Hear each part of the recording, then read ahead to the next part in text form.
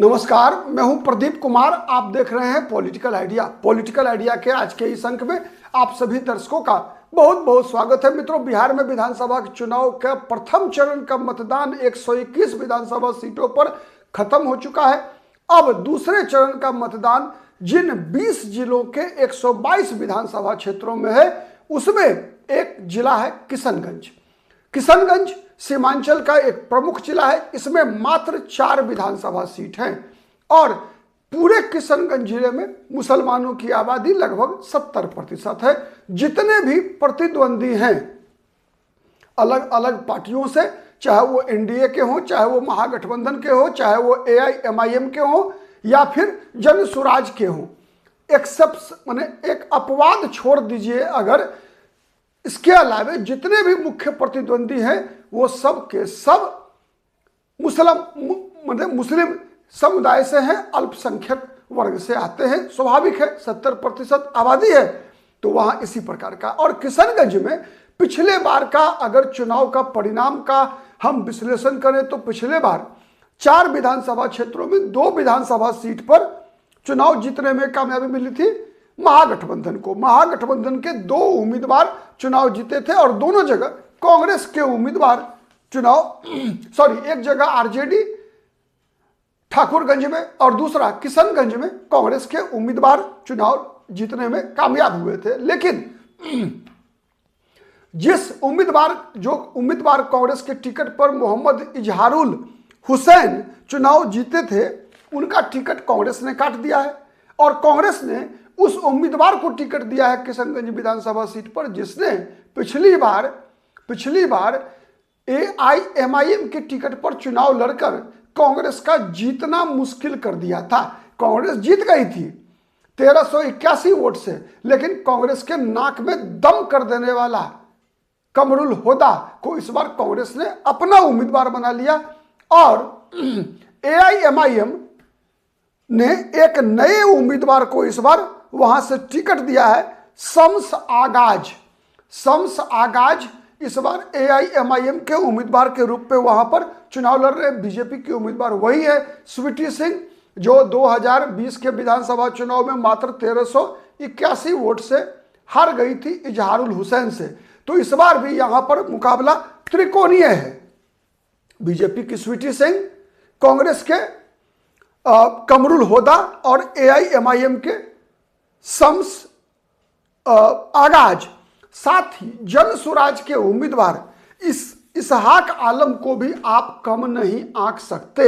यहां पर इसहाक आलम भी कोई वहां चर्चित चेहरा है। साथ ही एक और उम्मीदवार हैं तारिक अनवर, और तारिक अनवर लड़ रहे हैं चुनाव तेज प्रताप यादव की पार्टी जनशक्ति जनता दल के टिकट पर। लेकिन मुख्य मुकाबला जो होना है वो त्रिकोणीय होना है। बीजेपी की स्वीटी सिंह, कांग्रेस के कमरुल होदा और शम्स आगाज एआईएमआईएम के उम्मीदवार के बीच त्रिकोणीय मुकाबला यहां होना है। चौथा कोई उम्मीदवार शायद दिखे नहीं। उसके बाद दूसरी विधानसभा सीट है बहादुरगंज। बहादुरगंज में भी जो जीता वो इस बार नहीं है। किशनगंज में भी मोहम्मद इजहारुल हुसैन ने चुनाव जीता, कांग्रेस ने टिकट काट दिया। वैसे ही बहादुरगंज विधानसभा सीट पर जो मोहम्मद अंजार नईमी चुनाव जीते एआईएमआईएम से, बाद में शामिल हो गए आरजेडी में। अब आरजेडी ने भी उनको ठेंगा दिखा दिया, आरजेडी में भी टिकट नहीं दिया। वह उस विधानसभा सीट पर इस बार आरजेडी लड़ी भी नहीं। बहादुरगंज विधानसभा सीट से पिछली बार कांग्रेस लड़ी थी। कांग्रेस के उम्मीदवार थे तौसीफ आलम, तो कांग्रेस के उम्मीदवार तौसीफ आलम जो थे वो इस बार एआईएमआईएम के उम्मीदवार हैं। जैसे किशनगंज में क्या हुआ, जो एआईएमआईएम के उम्मीदवार थे वो हो गए कांग्रेस के उम्मीदवार। वैसे ही बहादुरगंज में जो कांग्रेस के उम्मीदवार थे तौसीफ आलम, वो इस बार किसके उम्मीदवार हो गए, तो एआईएमआईएम के उम्मीदवार हो गए और कांग्रेस ने वहां से दिया मुसब्बर आलम को टिकट।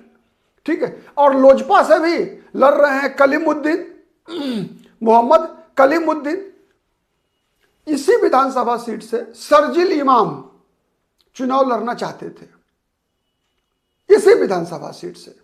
पता है शरजील इमाम के बारे में, दिल्ली दंगे के अभियुक्त हैं, तिहाड़ जेल में बंद है, ठीक है। तो वो भी, लेकिन यहां जनसुराज ने एक खेल किया है। जनसुराज ने खेल किया है क्या कि वरुण कुमार सिंह को चुनाव लड़ा दिया है, और ये विधानसभा सीट बहादुरगंज जैसा है जहां से कि बीजेपी की टिकट पर एक बार अवधेश नारायण सिंह वहां से चुनाव जीत चुके हैं, ठीक है। तो मतलब मुसलमानों की आबादी है वहां लगभग 70% कह सकते हैं आप, 65% तो निश्चित रूप से है। तो वरुण कुमार सिंह एक ही स्थिति में जीत सकते हैं, मुकाबला अच्छा कर रहे हैं, लेकिन एक स्थिति में जीत सकते हैं अगर मुसलमानों का वोट बढ़ जाए, जिसकी संभावना कम है। नहीं तो मुकाबला कांग्रेस और AIMIM के बीच होना है। तो और आपको मैंने बताया आरजेडी ने लड़ने का भी साहस नहीं किया, जो जीता वो पानी में।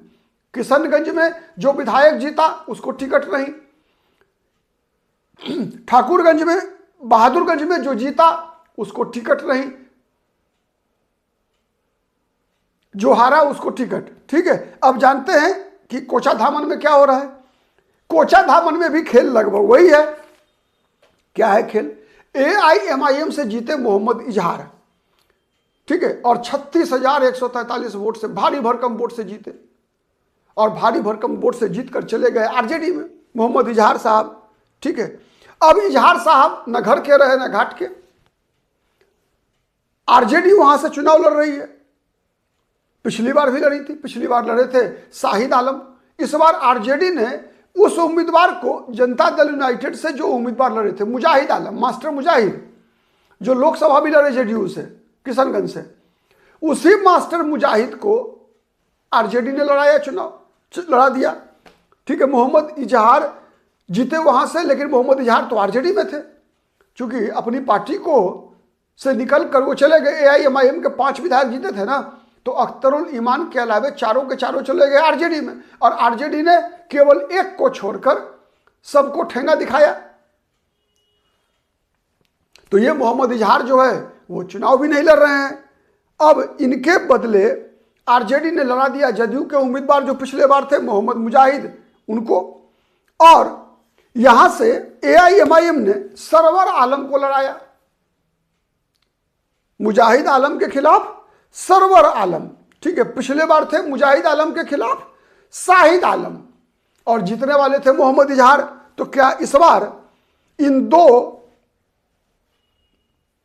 आलम के बीच से क्या कोई तीसरा अबू अफान चुनाव जीत सकते हैं? नजर बना के रखिएगा, संभावना कम है। वैसे मुकाबला मुजाहिद आलम और सरवर आलम में ही होना है, और मुजाहिद आलम मुझे लगता है कि भारी पड़ रहे हैं वहां पे। उसका एक और कारण है मुजाहिद आलम के भारी पड़ने का,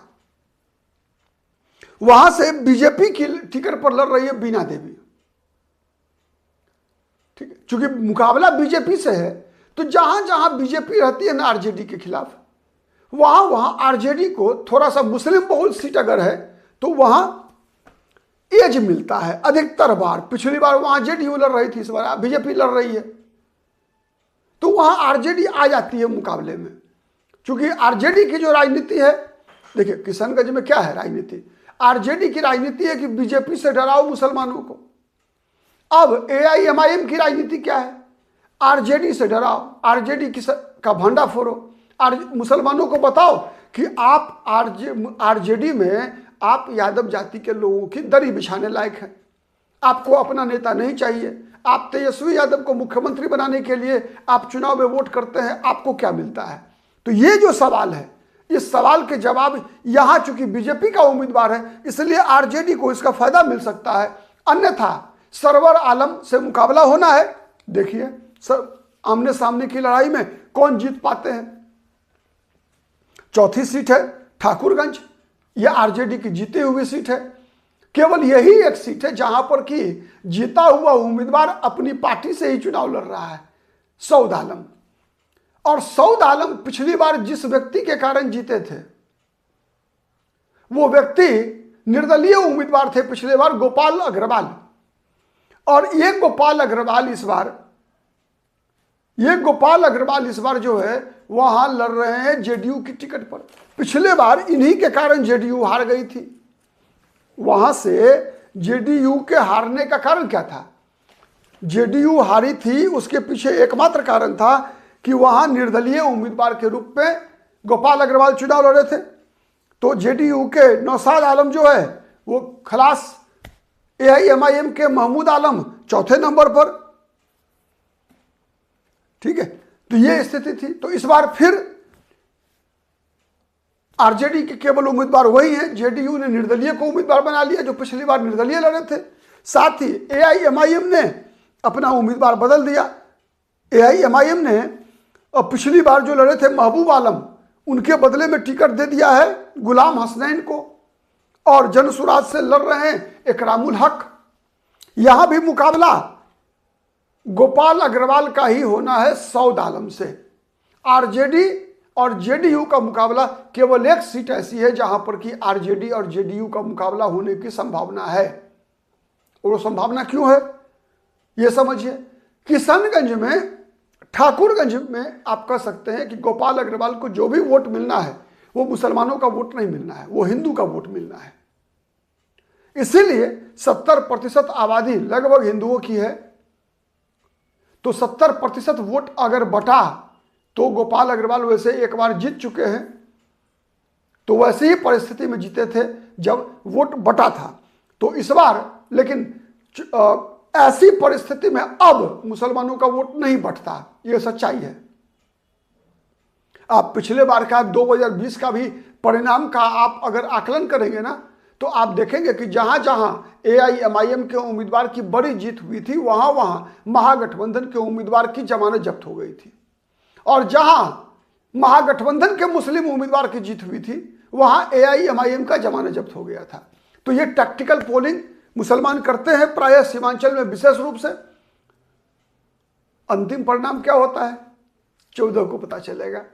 आज के लिए इतना ही, बहुत बहुत धन्यवाद।